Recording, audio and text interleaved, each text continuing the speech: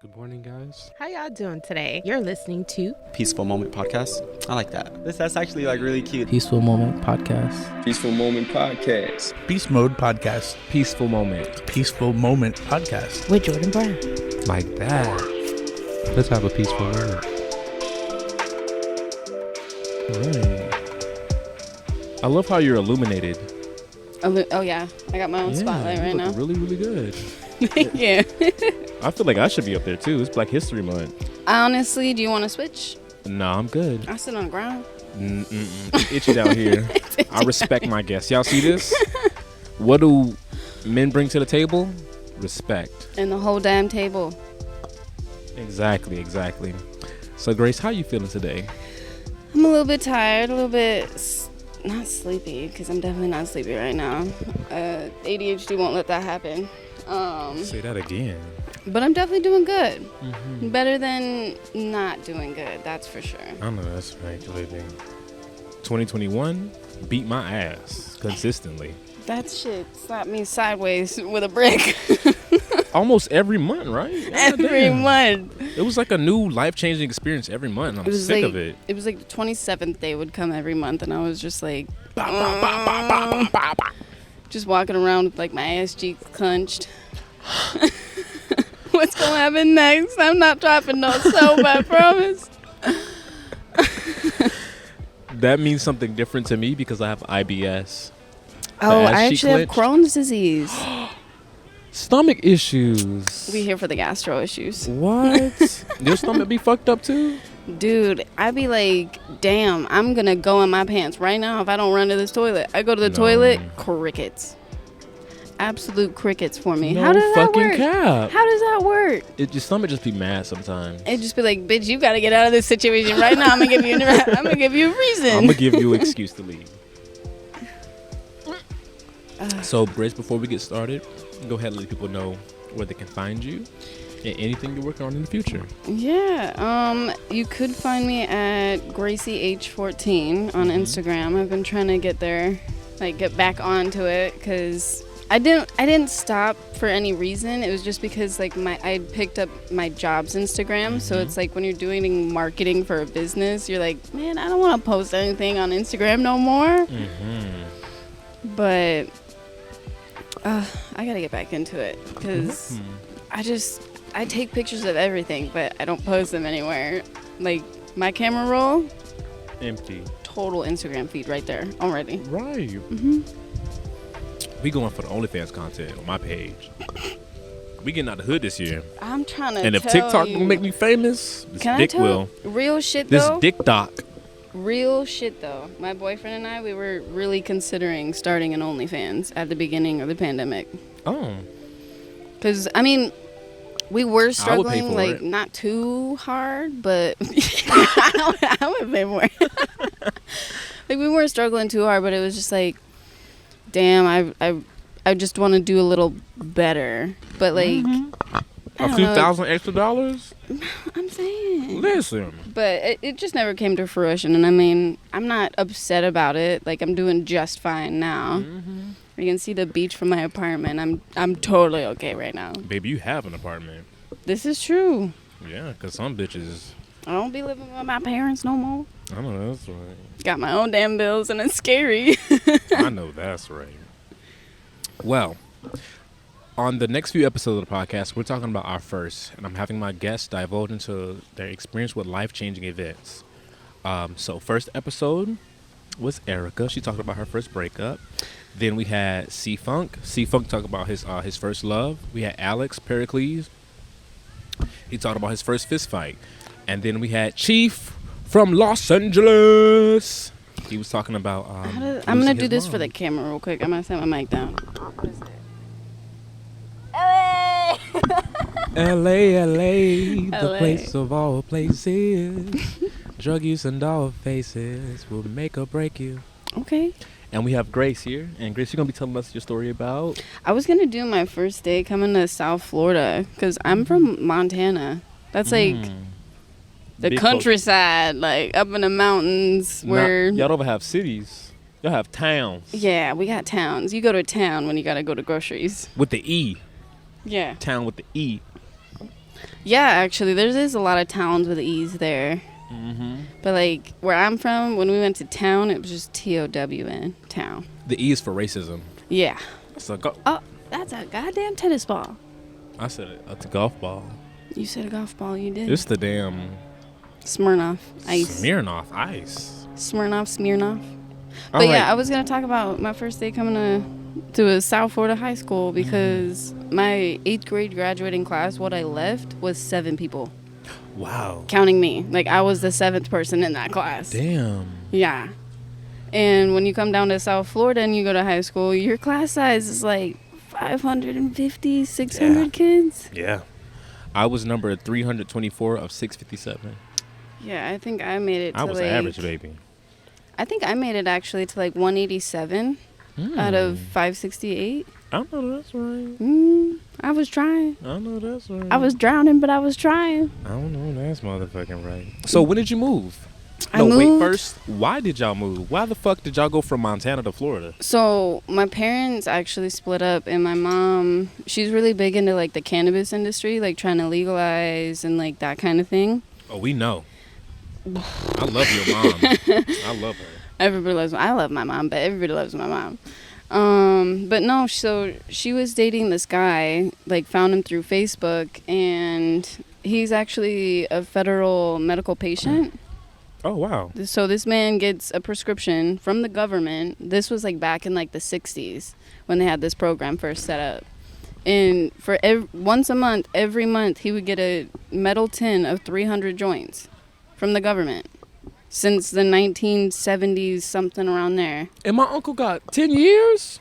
I'm trying to tell you. So think about me when I'm being raised by like with DARE and like all those things, and they're saying that like marijuana is a gateway drug, and I'm just like, this man has a prescription coming from the government. What do you mean? It's a drug. It's medicinal.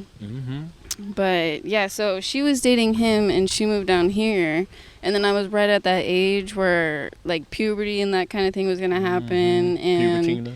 it was just me and my dad in the house. So it's not like I had any of my 4 older sisters with me there to like I help didn't know me you had through older that. sisters. I have 4. Really? Yeah, I'm an auntie about 4 times now. Wow, how old are they? Niece and nephew from one of my sisters are 6 and 4. And then on my other sister's side, one of them has a niece and nephew. I don't really talk to those 2 sisters a bunch, but they're, I want to say about 5 or 6. And then I have one from my other sister, and she's about 10. All from the same parents? Are my sisters? Yeah. No. They're technically half sisters. I just okay. half sisters is so much extra That's to my say. fucking sister. Yeah. Because for me, I'm all of my siblings are half siblings for me. I'm the only the bastard child. I call myself the glue of the family. I glue these 2 sisters to these 2 sisters. That's the only way they're related is me. I know that's motherfucking right. Listen, you're a middle child? No, I'm the baby. Oh, But my mom- you are the middle child. Yeah, my mom had 2 babies on her own, and then Oh, my that's dad right. had 2 babies on his own, and then they met me and had me. Oh, that's right. Boom. Look at that. Yeah. But so that's why we moved down here originally, is because my mom, she was following her love interests and everything. That went on for 6-7 years, so more power to her for moving at that moment, because it wasn't like it was going to end in a month, and she'd be having to try to find her own place in South Florida. So more power to her to like doing that and everything. And then like I understand like why she wanted me to move down for like the puberty aspect. Me, from where I grew up, I was bullied a lot. No. Like I was that one kid, because my mom was trying to legalize the devil's lettuce Oh, in in Montana. this closed-minded town. So she was made out to be this drug lord, and she's this drug dealer, and don't hang out with Grace. Like, I had parents that would tell their kids that they couldn't hang out with me outside of school. And Gracie's the littest. But that's their fucking loss. They snoozed it. Honestly, though, they all kept friendships with me out. Like, there would be a movie night over at this person's house, and I would always be invited. So it's like, they would hang out with me, but like, when it came to like bullying or like picking someone out of the group to pick on, I was definitely an easy target. Yeah. Damn, mommy, I didn't know that. So when I got the opportunity to come down to Florida, I was like, I'm gonna be a completely different person. Mm-hmm. I'm gonna like finally be myself. I'm not gonna hold anything back. Mm-hmm. And it's worked. And it worked. That's It why did. when one time I got called a fake bitch in high school, I was like, how? I'm the fake bitch. I'm like, how? I'm the real one. What did I say? What did I say to make me fake? Like, I'll fix it, I promise. I'm not trying to be fake. I just want friends. Like, if you ask me what I said, I'll tell you exactly what I said, regardless if it's mean or not. I'll tell you what I said. But, yeah, so when I moved down here, it was like mid-August, right before school started, so it was like 2 weeks before school. Oh, so you didn't even have like a buffer zone. No kind of buffer zone. It I was was dropped into the South Montana, Florida heat. Broward. Yes. Damn. And we went and gathered up all of our school supplies. We went and did the Real quick, what airport did you come in from? Fort Lauderdale airport. Oh. Yeah. All right. Can you describe how that was walking outside the terminal? So Montana's airport, the one that I left from, has 2 gates. Oh, wow. A and B. Oh, fuck. So when I came down and I was at F-52, Oh, fuck. I was like, what? I thought I was going to get lost. My mom literally, she called me as soon as I landed and she was like, just follow the signs that say baggage claim and you'll find me. And I was like, okay, bet. And just kind of tunnel vision every baggage claim sign. But yeah, I had no kind of buffer. It wasn't like I was here for the summer and then I went to school and I had no friends. All I had was me and my little book bag. No tutorial. No. Survival mode. And so when it was the freshman orientation and there was like the basketball teams were there, like all the different extracurricular activities, she introduced me to the principal because she was worried about some kind of like CPS charges with being, with the federal medical patient. She didn't want me going to school smelling like anything. I know that's right, mommy. And so she had let Mr. Gomez know exactly who I was, what I was living with. I was Mr. Gomez's class because you know how he stayed there for 4 years? I was his incoming class. Damn, so you're 2 years after me? I graduated in 2018. Wow. Just a mature little baby. I feel kind of old. I just hold myself really well, though. That's why people always think that I was, like, very, like people thought I graduated in 2016. And then when they still saw me there, they were like, what are you doing here? And I'm like, I'm a sophomore. What do you mean I'm still doing here? Whoa. Yeah. I graduated your freshman year? Your sophomore year, You graduated 2016, 16. yeah, my sophomore year. Damn. But tell me about that first day at Piper. Yeah, so my first day, Mr. Gomez actually met us at the car loop, like where we got dropped off. He met up with me there and passed me a map of the school. Now, keep in mind, my school that I came from can fit in the cafeteria of Piper. Wow. Like, even the 2 portables that we had there could fit into Piper's cafeteria. That's how small my school was. But that shit is just really big. That's not normal. I was like, I don't know if this is a normal South Florida high school, but like when I went to like Blanche, like when we went out for band, it kind of looked like the normal for me, but we only saw so much of those campuses. So, but when I got that map, I literally had an anxiety attack, basically. You know what's crazy? I was losing it. I was losing it. Me too. Because there was portables, there was modules, there's the B building, the A building, the C building, the 500s building. I was like, what? That's the hood. So where are my classes? And Mr. Gomez, since he was really busy, it's the first day of school. It's not like he could walk me around all my classes. So I showed up. All of my classes I showed up 15 minutes late for. I know that's right. Fuck them people. Because I literally just couldn't find my class. But coming straight from Montana, I was losing my shit because I'm Miss Goody Two Shoes. Like, I do my homework as soon as I get home from school, and then I'm good to go play. Like, so when I was 15 minutes late, I would walk in and I'm like, I'm so sorry, I'm from Montana. And they're like, oh shit, what the fuck? Montana. Like, the one class I remember from that first day is my math class because I'm still best friends with that she was the first person to ever say hello to me in South Florida. And I'm still friends with her to this day. And her name is Marissa Reed. Shout out to motherfucking Marissa. She was one of my employees at AMC Sunrise 8. Hope she doing good. Dog, love you, girl. She is honestly the reason why I was like able to get cultured in South Florida, because otherwise I probably wouldn't have talked to anybody for like a month. Wow. Yeah, I was really scared and really nervous because I'm not even lying. When I went to Piper, I met my first Asian person.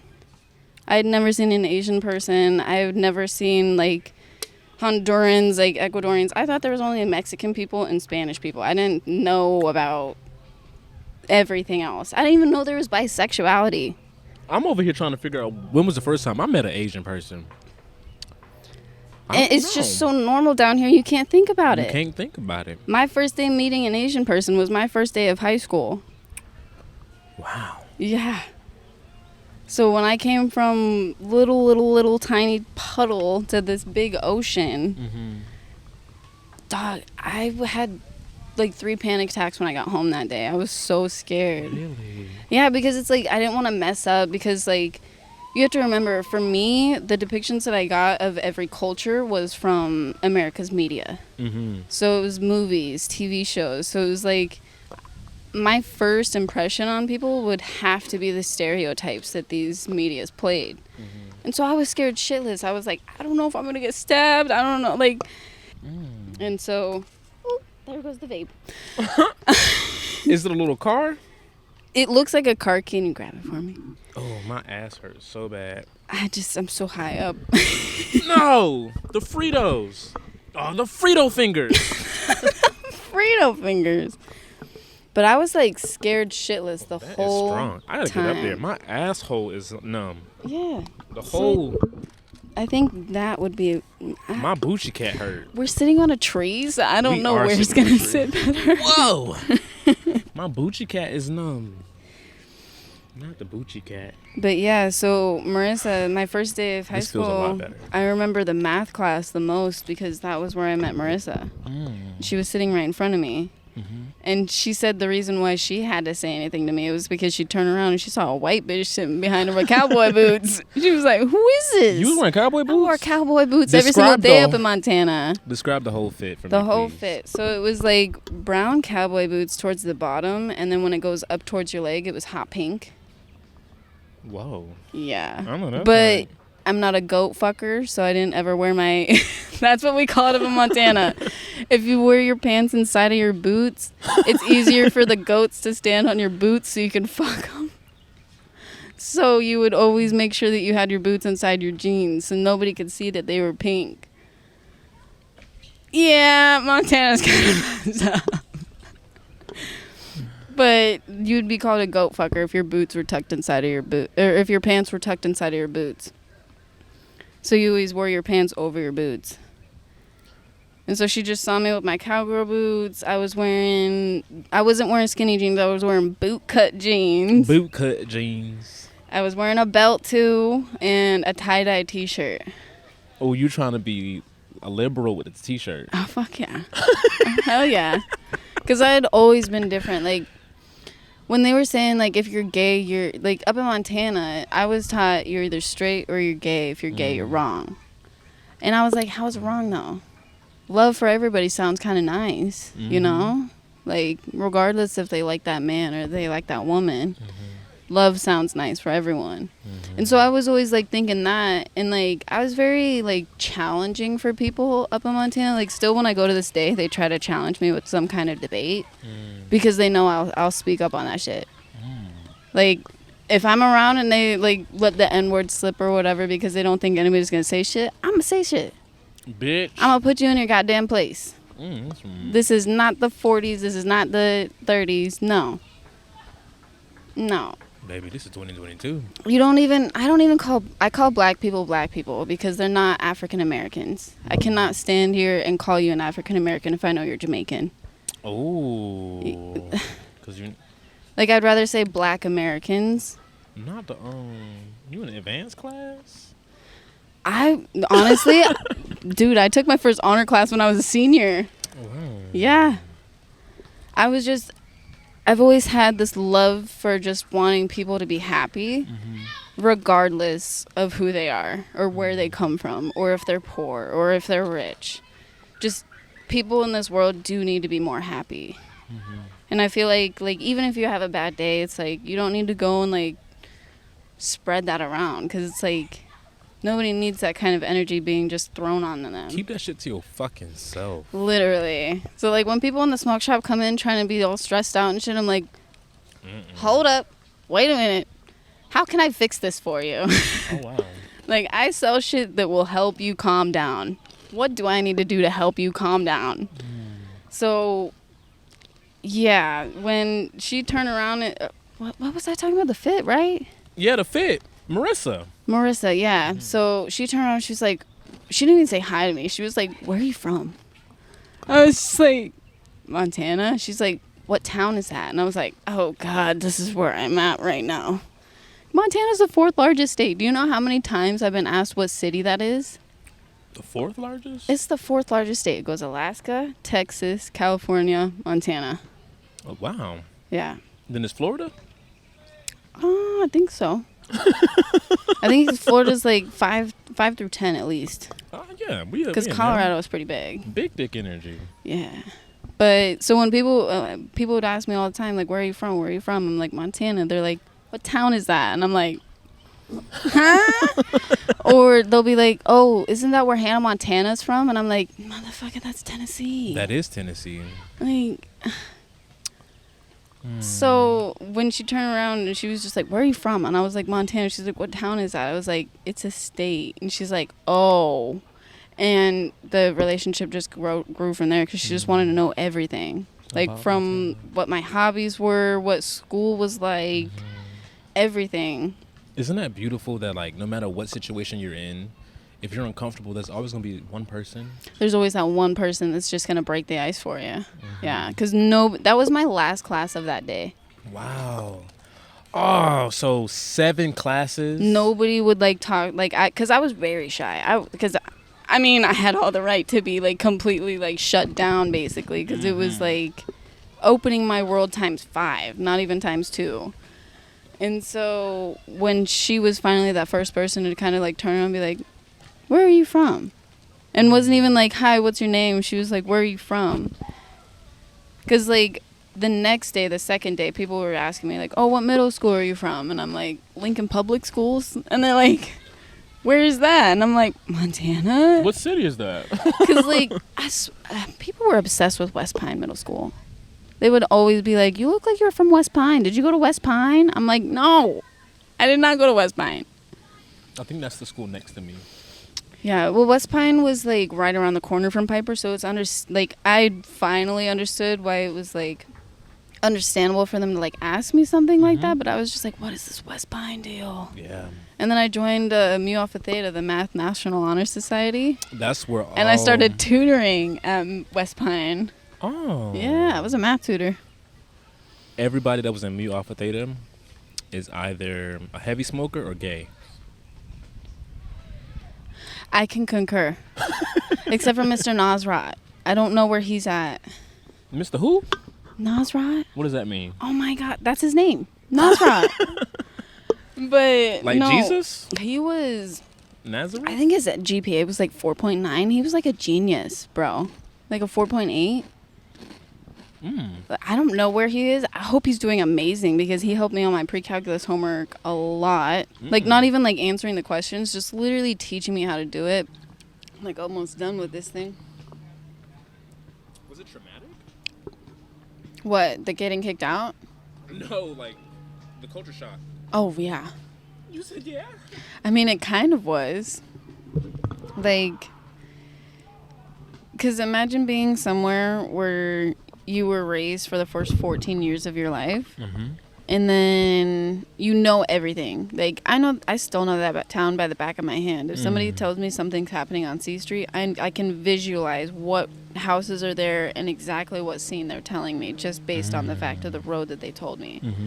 So imagine knowing that, to having the GPS everything, to having to Google everything, to basically having to try to find your way around to ask people for directions. Like, going from basically being the master of everything to being on the very, very of the bottom, like of the totem pole, because you don't know anything about Florida. It's humbling. Yeah, it definitely was a very humbling experience. How do you think that shaped you, like that humility? Honestly, I don't. It shaped me heavily because I tried to go back to Montana for her college. That was the only college I applied for, was back in Montana, because I wanted to go to that college since I was like 5 or 6 years old. And I got accepted and I went for a semester. But when I got back up there, and the only culture that was there were all the foreign exchange students from Korea, but they didn't know any English. So it's not like I could make friends with someone that was like from that cultural background. That is all of the black. Korea? Yeah. Yeah. That's... For some reason. I helped one of them get back to their dorm because, like, honestly, it was really shitty, but the rape culture is really bad on campus. And I saw this Korean girl walking by herself, and she was, like, starting to get followed by this dude. And I was like, yo. Come here, girl. Yeah, I walked her to her dorm. Wow. With my 2 friends. But, and then, like, the black people that, like, my people, because I came down here, I just fell in love with all of those cultures. Like, all of the dancing, the food. Y'all ain't got shit on South Florida. The music, everything. Just the way of, like, thinking, the way of life, just happiness. And, like, where I came from, it was hard work. You work hard, but you play harder. But you work. You have to work. And so it was, like, if you look at the islands or anything like that, they're really just about, like, peace, love, happiness kind of thing. Where up there it's nothing like that. So when I went up there, and like all the black people were on like the sports teams, so they were really like full of their egos. They didn't really want to talk to anybody on campus like that. And it was just way too whitewashed for me when I went back for college. So it's like the culture shock when I got down here for the first time when I was a freshman, it changed me completely because I couldn't survive up there again. Like, it got to a point where it was just like, yeah, I know exactly everything about up here, but I don't like it anymore like that. So I dropped out after that first semester and came straight back down here, and I've been living in Florida ever since again. Yeah. That's beautiful. Where we at? We're at 30 minutes. All right, so let's wrap it up. Okay. So, any words of inspiration for anybody? Don't think so small about everything, honestly. Just keep an open mind. Like, even me, I'm still working on that myself. Like, if I'm at my job and let's say a customer comes in because I just got a promotion to be a manager and they want to speak to a manager, it's been really hard for me to keep myself composed to, like, take on these extra emotions, because it's like, why are you acting this way? First off, in the first place, because, like, my job, it's very chill. Like, there's no reason to come in hostile, because we're going to try to help you the best that we can. If it's against store policy, then that's just store policy, and I can't help you. But I'm not there to try to shit on your day. So I want people to, like, not think so small, because I've been teaching myself, like, when that customer comes in and they're so angry, they might have just gotten into a car accident. They might have just had the worst news of their life given to them that morning, and it just totally threw off their whole week. Like, just thinking past what your life is and seeing what that other person's life is. That's why when somebody comes in angry, I ask them, how was your day? And if they say it was bad, I ask, how was it bad? And I let them vent for it real quick, and then we finish the sale. Yeah, finish the conversation. So I just always tell people, like, don't think so small. You got to think bigger. That's the key, because I learned that working at AMC. I remember one time, the AMC days. The AMC days for me were hell. They were hell. They were iconic Snapchat stories, though. Iconic stories. What, bitch? I used to pissed every night. I was angry every night. But AMC taught me so much about life. It taught me so much about who I was, and it taught me how to control myself. Yeah. Because when I was working at AMC, I was very impulsive, and if you came at me with the wrong energy, there was nothing I could do. You're getting that same energy back. A mirror. Like, excuse me? You're on 100, I'm on 100 right now. And it bothered me so much, but then I learned that, Like exactly what you just said. You never know what somebody's going through. Yeah, You like their never know. mom could have just died 2 days ago, and you don't even know that. Like, Exactly. there's so much going on, especially in South Florida. Bad Yeah. shit happens every single day. Every 15 So seconds there's you're- an accident. You're that ad. Every 15 seconds. That shit is very accurate though. The 15 seconds I heard for you to listen to this ad, there have been 4 car accidents. Fuck. But yeah, so it's like, especially in South Florida, like up in Montana, if there's an asshole coming up to speak to me, I'm like, why are you being a fucking dick? Why? Nothing There's happened. no reason. It's so slow paced up here. But down here, things can go from good to absolutely tragic in a second. Think of Surfside, like that building collapsing. Like Yeah. things like that happen every single day down here. So it's like you can't let it affect you from what other people are trying to lay upon you. But it's very important to have some introspection.